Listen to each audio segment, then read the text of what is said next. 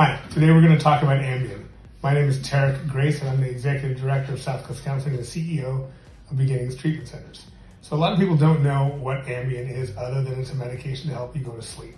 A sleeping medication, as most people call it. What's unknown to most people is what actual class of drug Ambien is. So Ambien is classified as a benzodiazepine. Most people don't recognize that or know that, and some people don't even know what a benzodiazepine is.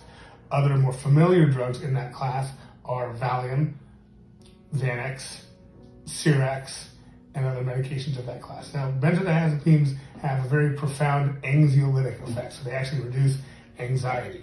Okay, so they reduce anxiety, and that's why they're primarily prescribed. Ambien, however, has a very, very profound sedative effect. So it is a sedative that helps people get to sleep and fall asleep.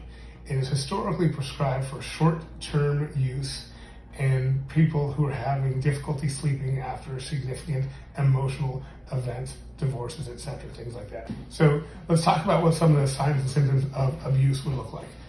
Can't get to sleep without Ambien, always thinking about using Ambien, wanting more Ambien, asking the doctor for more dosages of Ambien, asking other people for Ambien, or looking for Ambien into non-prescribed or black market channels.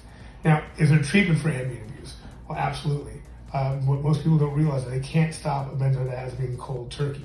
Stopping a benzodiazepine cold turkey can lead to significant health effects, such as having a seizure, such as having elevated blood pressure, and those seizures can actually lead to strokes and other very significant damages.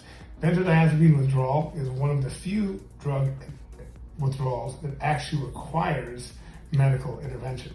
So you need to get detox from a benzodiazepine through medical professionals in a monitored detox setting.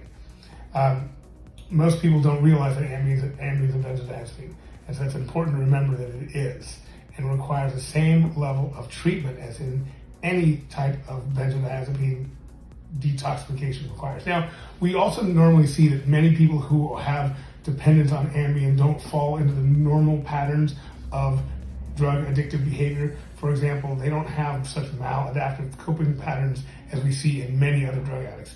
So therefore, usually they don't require a long-term treatment stay. For example, they don't require treatments that require 30, 60, or 90 days, but oftentimes just a safe detoxification from Ambien in a monitored setting is enough. Coming into a treatment center is the definite way to do that.